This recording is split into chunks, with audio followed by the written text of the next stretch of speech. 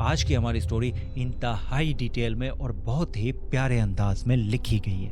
یہ کہانی ایک ایسے انسان کی ہے جو ٹرین انڈسٹری میں اپنا لوہا منوا چکا تھا، مگر پھر ایک سرد رات میں اس کے ساتھ کچھ ایسا ہوا جس نے نہ صرف اسے بلکہ اس کے کو ورکر کو بھی خوف سے کانپنے پر مجبور کر دیا۔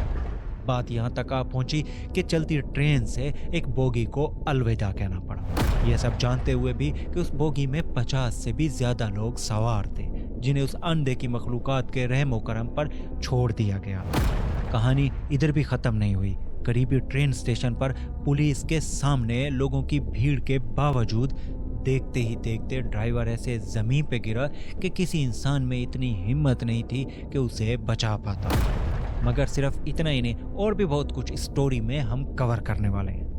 ہمیشہ کی طرح سے میری ساری سیریز کے لنک ڈسکرپشن میں موجود ہیں۔ اس چینل پر ہم یوٹیوب کی سب سے ہولناک کہانیوں کو ڈسکس کرتے ہیں، تو سٹوری سننے کے بعد کمنٹ باکس میں کچھ نہ کچھ لکھتے جائیے گا تاکہ آپ کا نام میری نظر سے ایک بار گزر جائے۔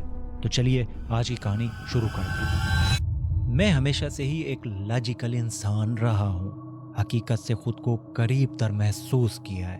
مجھے کبھی ان جنات، بھوت پریت یا کسی اندیکھی مخلوقات پر یقین نہیں رہا ہے۔ میری نظر میں یہ بس فارغ دماغوں کا کام ہے جو لوگ ٹائم پاسی کے لیے کر رہے ہوتے ہیں۔ میری یہ رائے کسی حد تک ٹھیک بھی تھی، کیونکہ میں اپنی زندگی کے بہت سارے سال ایسے حالات میں گزار چکا تھا کہ اپنے پورے کیریئر میں نے پاکستان کا ایک ایک کونا چھان مارا، ایک ایک ریگستان سے لے کر ہر میدانی علاقے میں اپنی مارکنگ کر چکا تھا، پھر چاہے وہ پہاڑی علاقے تھے یا دور دراز کے ویرانے۔ مگر وہ کہتے ہیں نا، قسمت ہر بار آپ کا ساتھ نہیں دیتی۔ میرے ساتھ بھی کچھ ایسا ہی ہوا۔ ہر بار میں ایسی چیزوں کی تلاش میں نکلتا کہ شاید میں کسی ایسی چیز کو دیکھ کر خود کو جھٹلا سکوں، پر کچھ بھی ایسا نہ ملا سوائے اس رات کے۔ ہاں، اس رات میرا ان سے واسطہ پڑا تھا۔ رفیق صحیح کہتا تھا، ہمیں محتاط رہنا چاہیے۔ آواز خلق میں جو باتیں ہوتی ہیں وہ 100% بھی جھوٹی نہیں ہوتی۔ کبھی کبھار ایسی چیزوں سے واسطہ پڑتا ہے کہ انسان کے چاروں طبق روشن ہو جاتے ہیں۔ میرے لیے بھی وہ لمحے ایسے ہی تھے۔ سن 2005 دسمبر کا وہ ٹھٹھرتا ہوا دن تھا اور سردی اپنے پورے جوبن پر تھی۔ کوئی زیرو گھر سے باہر نہیں تھا سوائے ان کے جنہیں ضروری کام سے نکلنا پڑا تھا۔ میں بھی انہی مجبور لوگوں میں شامل تھا۔ میری ٹرین تیار تھی، کنڈکٹر اپنی اپنی بوگیوں کے دروازے بند کر رہے تھے اور پیسنجر اپنی سیٹ پکڑ چکے تھے۔ مجھے یاد ہے جانے سے پہلے جب میں آخری بار ٹرین کا ہارن بجا رہا تھا تو باقی بچے مسافر بھاگتے ہوئے ٹرین میں سوار ہو رہے تھے، اس بات سے بے خبر کہ یہ فیصلہ ان کے لیے کتنا مہلک، کتنا خوفناک ثابت ہونے والا تھا۔ آنے والا وقت ان کے لیے کیا بھیانک حالات لا رہا تھا۔ وہ بس فل فور آرام کی تلاش میں ایک دوسرے کو ہٹاتے آگے بڑھ کر اپنی سیٹس پکڑ رہے تھے۔ کوئی اگلے چند منٹ میں ہی ہم اسلام آباد کے اس اسٹیشن سے باہر نکل چکے تھے۔ میرے ہاتھ میں تیز رفتار ٹرین تھی اور مجھے ہر حال میں اپنے ٹائم پر پہنچنا ضروری تھا۔ رفیق، میرا ٹی ٹی کہہ لو یا کنڈکٹر، ہر کام ہی زمانے کا اسے آتا تھا، تو اسی لیے میرے دل کے بڑے قریب تھا۔ کام کو مانو دشمن سمجھتا تھا، اسی لیے میری کوشش ہوتی تھی کہ اس کی ڈیوٹی اپنے ساتھ ہی لگواؤں۔ آج بھی ہم ہمیشہ کی طرح اکٹھے کراچی کے لیے نکل رہے تھے۔ عموماً زیادہ تر لاہور سے بلوچستان کی ٹرین پر ہماری ڈیوٹیاں ہوتی تھی، مگر آج کسی ضروری وجہ سے ہماری ڈیوٹی یہاں شفٹ کی گئی تھی۔ چند غیر ملکی سیاحوں کے ساتھ ساتھ ہماری ٹرین مسافروں سے کھچا کھچ بھری ہوئی تھی۔ کیا لگتا ہے ٹائم پر پہنچ جائیں گے؟ رفیق نے ساتھ بیٹھتے ہوئے سوال کیا۔ اگر موسم صحیح رہا اور کوئی ایشو نہ بنا تو میں تمہیں ٹھیک اگلی صبح کراچی اسٹیشن پر اتار دوں گا۔ وہ تو ٹھیک ہے، پر مجھے لگتا ہے آگے سندھ میں انٹر ہوتے ہی دھند ضرور ہوگی۔ ادھر دیکھو نا ابھی سے موسم کے حالات، اور باقی اسٹیشن پر ریڈیو میں بھی یہی بتا رہے تھے کہ آنے والے چند دن انتہائی ٹھنڈے ہونے والے ہیں۔ رفیق آگے دیکھتے ہوئے بول رہا تھا۔ چلو جو قسمت میں ہوا، ہمارا کام ہے کوشش کرنا، میں آگے دھیان دیتے ہوئے بڑبڑایا۔ رفیق یہی سنتے ہی ٹکٹ وغیرہ چیک کرنے پیچھے بوگیوں کی اور بڑھ گیا۔ उस दिन हम 22 बोगियों के साथ मौसम के कहर से लड़ते हुए कराची की ओर बढ़ रहे थे। ऐसे मौसम में हर जंक्शन मानो आंखें फाड़ फाड़ कर देखने पर मजबूर कर रहा था। नहीं मालूम कौन से स्टॉप या जंक्शन पर कोई बेवकूफ़ ट्रैक पे सामने आ जाए। खुद तो अपना नुकसान करेगा ही, साथ में हमारी नौकरी पर भी कालक लगाता जाएगा। कोई रात के 10 बजे तक हम सिंध में इंटर हो चुके थे, मगर ट्रेन की स्पीड अब के बहुत स्लो कर रखी थी। बाहर हद्दे निगाह ऑलमोस्ट सिफर थी, इसलिए किसी भी हालात से वास्ता पड़ सकता था। ऊपर से पटरियों के हालात आपके इल्म में ही होंगे, तो इसलिए मैं बड़ा मोहतात होकर बैठा था। इसी असना में रफ़ीक मेरे पास आ बैठा। हम बातें करते हुए आगे बढ़ रहे थे कि हमें सामने एक छोटे से स्टेशन पर लाल बत्ती दिखाई दी। जैसे ही ट्रेन स्लो हुई, वहाँ मौजूद स्टाफ ने हमें खबर सुनाई कि आगे बड़े स्टेशन से पहले कहीं दरमियान में पटरियों की हालत थोड़ी ख़राब है, इसलिए जितना हो सके स्लो स्पीड ही रखी जाए। ये खबर हमारे लिए कोई नई नहीं थी। ऐसी वार्निंग्स हमें पाकिस्तान में आए रोज़ मिलती रहती थी, तो हमने थोड़ी एहतियात करते हुए सफ़र जारी रखा। उन दिनों आबादियाँ ऐसे हर जगह फैली हुई नहीं थी। सखर से आगे ट्रैक्स के आसपास बहुत ही कम आबादियाँ होती थी, जबकि ज़्यादातर इलाका वैरान ही पड़ा हुआ था। सो हम इस वजह से भी थोड़े बहुत मोहतात हो गए थे। कोई रात के 11 बजे के आसपास मैं एक चाय का कप उठाने के लिए हल्का सा झुका ही था कि रफ़ीक ने मुझे झंझोड़ते हुए आगे की ओर इशारा किया। वो देखो, वहाँ कोई है सामने ट्रैक पर। मैंने नाओ देखा न ताओ ट्रेन की ब्रेक्स दबाना शुरू कर दी। ऐसे महसूस हो रहा था जैसे कोई खड़ा था, कोई ट्रैक के बीचों बीच। पता नहीं उसने क्या रोशन कर रखा था कि इस धुंध में भी वो दूर से सफ़ेद सफ़ेद नजर आ रहा था। रफ़ीक, ये क्या है? मैंने थोड़ी घबराहट भरी आवाज़ में कहा। कोई इंसान लग रहा है, मगर इतना सफ़ेद कैसे है? यार, ये तो कोई लड़की लग रही है, लेकिन यहाँ इस वक्त? रफ़ीक भी मेरी तरह उसे हैरानी से देख रहा था। क्या करें, रोकें या जाने दें? मैंने जल्दी से उसकी ओर देखते हुए पूछा। कुचली जाएगी, ब्रेक मार लो, देखें तो सही आखिर माजरा क्या है। रफ़ीक मुझे रोकते हुए बोला। इसी असना में हमारी ट्रेन रुक गई, मगर लड़की अभी भी ट्रैक के बीच मानो जमी हुई खड़ी थी। कपड़ों से वो आसपास की रिहायशी कोई देहाती लगती थी, लेकिन रात के इस पैर, इस मौसम में रफ़ीक भी कोई यही कुछ सोच रहा था। इस टाइम वो बड़बड़ाया। हाँ, मुझे भी कुछ ठीक नहीं लग रहा, लेकिन हो सकता है कोई इशू हो। ऐसे चलाया तो कोई पागल वागल हुई तो हमारे जिम्मे लग जाएगी। मैंने उसे कहा, मैं भी उसे शायद किसी मदद की ज़रूरत हो। रफ़ीक, तू ऐसा कर, नीचे जा और देख के आ कि कौन है। अगर कोई पागल हो तो ट्रैक से हटा दे, हम गुजर जाएं, फिर बाकी का वो खुद जाने और खुद ही देखे। ये सुनते ही रफ़ीक के चेहरे पर घबराहट मुझे महसूस होने लगी। वो नीचे उतरने से थोड़ा कतरा रहा था, मगर अब के कोई और ऑप्शन भी नहीं था, क्योंकि वो ट्रैक के बीचों बीच खड़ी थी। यार, मुझे बहुत अजीब लग रहा है। वो लड़की बिल्कुल हिल ही नहीं रही। ऐसा ना हो कुछ और हो, रफ़ीक डर से बोल रहा था। क्या मतलब कुछ और? मैंने पूछा। कोई जिन भूत ना हो, वो मेरी ओर देखते हुए बोला। यार, मैं यही हूँ, तुझे कुछ हुआ तो मैं आ जाऊंगा, तू बस एक बार देख के आ। पीछे ट्रेन में गैर मुल्की सियाह हैं, खामखा बात का बितंगर न बना। मैं उसका हौसला बनाने की कोशिश कर रहा था, मगर हकीकत ये थी कि उसकी मौजूदगी ऐसी जगह किसी तो और इंसानी नहीं थी। अंदर ही अंदर मैं भी थोड़ा डर महसूस करने लगा था।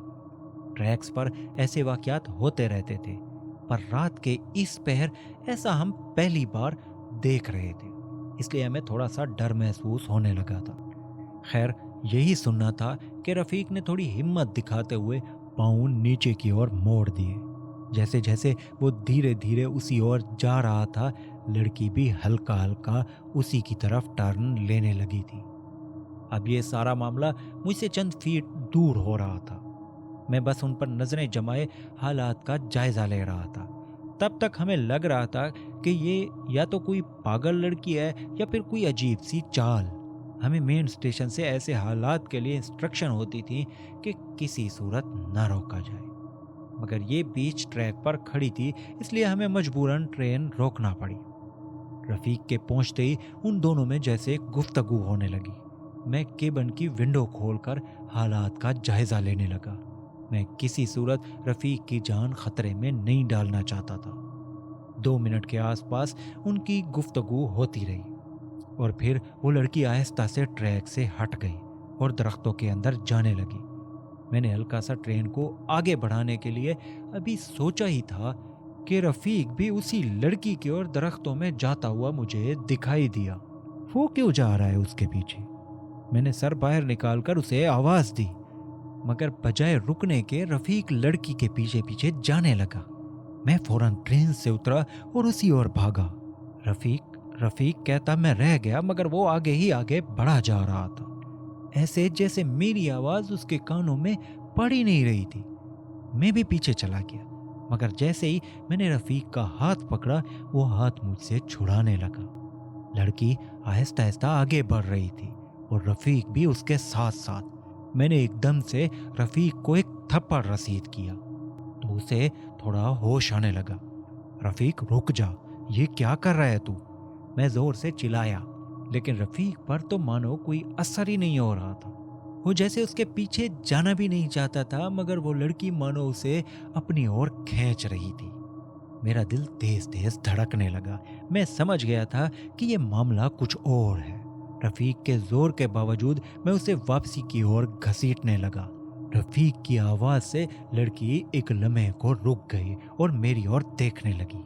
उसके चेहरे पर कोई नक्श ही नहीं थे, सिवाय स्याह से अंधेरे के। वो कोई लड़की नहीं थी, बल्कि उसका तो कोई चेहरा ही दिखाई नहीं दे रहा था, जैसे बस वो सफेद लिबास ही था और अंदर जो कुछ भी था हमें एटलीस्ट नजर नहीं आ रहा था, या शायद सिर्फ मुझे अभी तक नजर नहीं आ रहा था। जो भी था, मैं रफीक को तो किसी सूरत उसे लेकर नहीं जाने देने वाला था। रफीक, होश में आओ, हमें वापस जाना है। मैंने जैसे ये जुमला अदा किया, वो लड़की हमारी ओर मुड़ने लगी। वो जो एक आम घर वाली लड़की लग रही थी, अब के बहुत ही भयानक शक्ल अख्तियार करने लगी। मगर मैं इतनी देर में रफीक को खींचते हुए वापस लेकर ट्रेन के पास जा पहुंचा था। भाई, वो मुझे बुला रही थी, मुझे जाने दो प्लीज। रफीक ऐसे बोल रहा था जैसे वो मखलूक उस पर अचानक से हावी हो चुकी थी। एक लफ्ज नहीं बोलना, हमें यहाँ से जल्दी निकलना होगा। ये कहते हुए मैंने रफीक को केबिन के अंदर धक्का दिया, विंडो बंद की और खुद दूसरी साइड से चढ़ आया। इस सब के दौरान पीछे बैठे मुसाफिर इस सारी गुफ्तगू से लाए इल्म थे। वो शायद ये समझ रहे थे कि हमारी ट्रेन दूसरी किसी ट्रेन को रास्ता देने के लिए यहाँ वैराने में रुकी हुई है। ऊपर से रात के इस पहर वैसे भी ज्यादातर मुसाफिर सोए हुए थे। हम जैसे ही रवाना होने लगे, रफीक को थोड़ा थोड़ा होश आने लगा। उसका जिस्म पसीने पसीने था। चंद लम्हे को तो उसे यकीन ही नहीं हो रहा था कि आखिर हो क्या रहा था और वो कैसे बच गया था। मगर फिर जैसे जैसे ट्रेन स्पीड पकड़ने लगी, वो भी वैसे वैसे ठीक होने लगा। थोड़ी ही देर में वो पीछे नजर लगाए होशियार होकर खड़ा था। अब हम सुख का सांस लेने ही वाले थे कि रफीक एकदम से मेरी जानिब मुड़ते हुए चीखा। वो हमारी ट्रेन पर आ गई। मैंने उसे देखा है भाई, मैंने उसे चढ़ते हुए देखा है। वो अजीब तरीके से बोले जा रहा था। कहाँ पर? कौन सी बोगी पर? पीछे वाली, जिसमें वो शादी वाले हैं, वो परेशानी से बोला। मेरी आंखें फटी की फटी रह गई। उस शादी वाली बोगी में तो कोई 50 के करीब लोग मौजूद थे। उसका वहां घुस जाना किसी खतरे से कम नहीं था। मैंने रफीक की जानिब नजर दौड़ाई। वो अभी तक उस हालत से मुकम्मल तौर पर नहीं निकल सका था, मगर मेरे पास अब के कोई चॉइस नहीं थी। सो मैंने उसे जैसे ही देखा, वो समझ गया कि मैं उसे क्या कहना चाह रहा था। सेकंड के कितने हिस्से में वो पीछे बोगियों की ओर दौड़ा।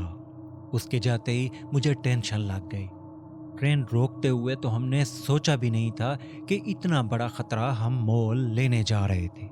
वो कोई लड़की नहीं, बल्कि कोई और ही मखलूक थी, जिसने पहले ट्रेन को रोका, फिर रफीक को अपने वश में किया और फिर ट्रेन में चढ़ आई। मेरा तो दिमाग ही फटने लगा था। मैं जैसे जैसे उस बोगी के बारे में सोच रहा था, टेंशन मेरे जिस्म में फैलती जा रही थी। कोई 2 मिनट ही गुजरे होंगे कि रफीक हाँफता कांपता वापस आया। भाई, मैंने वो बोगी लॉक कर दी, लेकिन वहां अंदर से आती आवाज़ों से मुझे नहीं लगता कुछ भी ठीक है वहां। अब क्या करेंगे? मुझे तो टेंशन होने लगी है। क्या करें? ट्रेन में अलार्म बजा दें ताकि सब जाग जाएं, एटलीस्ट सब होश में तो होंगे। वो बोले जा रहा था, नहीं, अलार्म किसी सूरत नहीं बजाना, वरना बहुत बड़ा इशू बन जाएगा। मैं जानता था अलार्म के बजते ही लोगों में भगदड़ मच जाएगी और फिर हालात हमारे कंट्रोल से बाहर हो जाएंगे। इसलिए जो भी सोचना था जल्दी सोचना था और सबकी हिफाजत करते हुए भी सोचना था। हमारे पास अब वक्त इंतहाई कम था। मेरे सामने खड़ा रफीक मानो डर से कांप रहा था। उसकी हालत साफ बता रही थी कि वो क्या हालात देख कर आया था। ऊपर से अब जो भी फैसला करना था मुझे ही करना था। उस बोगी में क्या लगता है उसने लोगों को नुकसान पहुंचाया है? मैंने परेशानी से पूछा। मुझे नहीं मालूम, मैं बस इतना जानता हूं कि जैसे ही मैं वहां पहुंचा, उस बोगी में से अजीब अजीब चीखों की आवाजें आ रही थी और कोई दरवाजा खोलने की कोशिश भी कर रहा था। मैंने पहुंचते ही बजाय दरवाजा खोलने के उसे बाहर से लॉक ही कर दिया। मैं नहीं जानता वहां अंदर के हालात कैसे होंगे, मगर मैं पूरी ट्रेन को किसी सूरत खतरे में नहीं डाल सकता था। ट्रेन में गैर मुल्की सियाह अब हमारे लिए सरदर्द बन गए थे।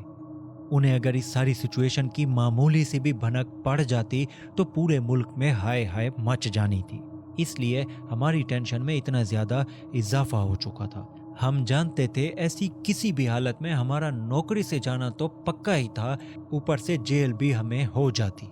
तुम ऐसा करो, वही दरवाजे पर चले जाओ। अगर कुछ इधर उधर होता नजर आए उस बोगी को जाने देना, बाकी का बाद में देख लेंगे।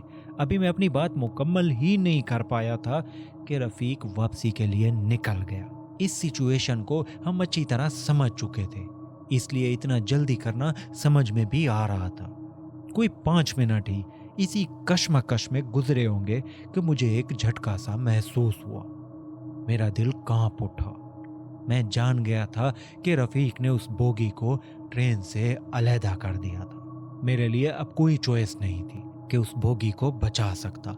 साइड मिरर में मैं पीछे उसे रुकते हुए देख रहा था। मेरे जहन में वो सभी लम्हे घूमने लगे जब वो शादी वाले बड़ी खुशी खुशी ट्रेन पर चढ़ रहे थे।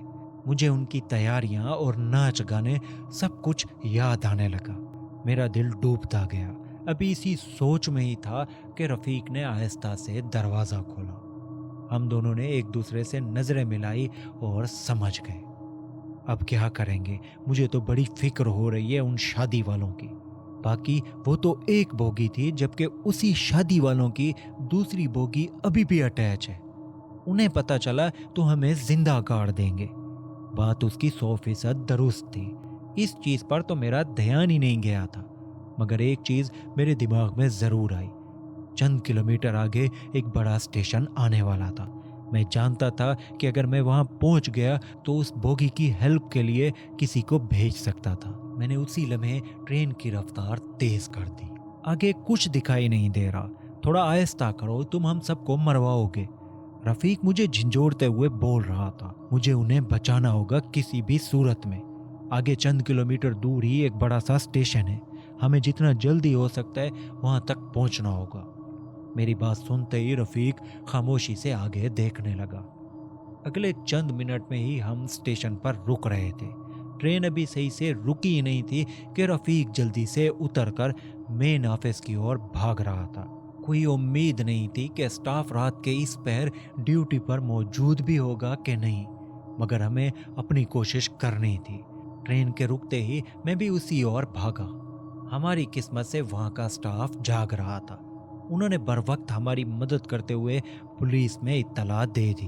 मैं पुलिस का इंतजार करते हुए ऑफिस से बाहर निकल आया। जहां मैं खड़ा था वहां स्टेशन की लाइट्स थोड़ी कम आ रही थी, इसलिए आसपास अंधेरा था। मैं बार बार उसी साइड देख रहा था कि पुलिस कब आएगी, कि इसी दौरान पीछे मुझे एक आवाज सुनाई दी, जैसे वहां कोई मौजूद था। ठीक मेरे पीछे अंधेरे में। मैं जल्दी से पीछे की ओर मुड़ा, मगर आगे का मंजर मेरे लिए किसी सूरत एक्सपेक्टेड नहीं था। वही मखलूक वही अंधेरे में खड़ी थी। मैं जैसे ही भागने के लिए वापस मुड़ने लगा, मेरे पांव मानो जम गए, जैसे मुझ में हिम्मत ही नहीं रही कि मैं वापस अपनी जान बचाकर भागता। मैं चाहता था कि किसी को मदद के लिए पुकारूं, मगर मेरे हलक से निकलने वाली आवाज़ मानो मेरे अपने कानों में भी नहीं पड़ रही थी। वो मखलूक मेरे करीब आई। मेरे कान के पास आते ही उसने सरगोशी की। तुम्हें क्या लगता है तुम लोग मेरे हाथ से बच जाओगे? क्या तुम मुझसे भी तेज हो सकते हो? उसकी आवाज़ इंतहाई धीमी और अजीब सी थी। मुझे बस इतना ही समझ आ रहा था कि उसके इरादे ठीक नहीं थे, मगर ऐसी हालत में मैं क्या कर सकता था? मेरा तो अपना जिस्म ही काम करना छोड़ चुका था। कलमा पढ़ लो, तुम्हारा आखिरी वक्त आ चुका है, वो बड़बड़ाई। यही सुनना था कि मेरी बची कुची हिम्मत भी खत्म हो गई। मौत का सुनते ही मेरे पांव तले से जमीन निकल गई। वो क्या मारती मुझे, मैं तो खुद ही खौफ से वहीं ढेर हो गया। मुझे याद है बेहोश होने से पहले मुझे अपना जिस्म जरा भारी महसूस हुआ था, और साथ में सामने के नज़ारे मानो घूमने लगे थे। मैं आहिस्ता आहिस्ता ज़मीन पर गिरता जा रहा था, मगर ठीक ज़मीन पर पहुंचने से पहले मुझे एक आवाज़ सुनाई थी। मगर तब तक मैं बेहोश हो चुका था, हर चीज़ से लापरवाह होकर। मैंने ऐसा कभी नहीं सोचा था कि मेरा आखिरी वक्त ऐसे किसी मखलूक के सामने इतना बेबस होकर होने वाला था। मगर शायद अभी वो वक्त नहीं आया था। हाँ, मेरा आखिरी वक्त। हैरानकुन तौर पर मेरी आंखें खुल गई। मुझे लगा जैसे कोई चंद मिनट ही गुजरे होंगे, मगर हकीकत में वो चंद घंटे थे। मैं वहीं स्टेशन पर नहीं बल्कि हॉस्पिटल के बेड पर लेटा हुआ था। टाइम दोपहर के 2 बज रहे थे। रफीक मेरे कमरे के बाहर परेशानी से इधर उधर टहल रहा था। मेरी आंखों के खुलते ही वो मेरी ओर अंदर आ गया। और लोग भी साथ थे, इसलिए मैं फौरन से कुछ नहीं पूछ सकता था, मगर रफीक समझ गया कि मैं क्या पूछना चाह रहा था। वो मेरे ज़रा करीब हुआ, कानों के पास आते ही कहने लगा, फिक्र न करो, सब ठीक है। हाँ, सब कुछ भी वैसा नहीं हुआ जिसका हमें खौफ था। बस खामोश रहना। मुझे कुछ समझ नहीं आई, सिवाय इसके कि न तो मुझे कोई हथकड़ी लगी हुई थी और न ही रफीक सलाखों के पीछे था। तो इसका मतलब शायद वो बोगी वाले ठीक ही थे। इसी असना में वो स्टाफ वाले बाहर चले गए तो रफीक फौरन से मेरे पास बढ़ा चला आया। भाई, वो बोगी वाले सब ठीक हैं, सिवाय चंद एक के जिन्हें मामूली सी चोटें भगदड़ की वजह से आई हैं।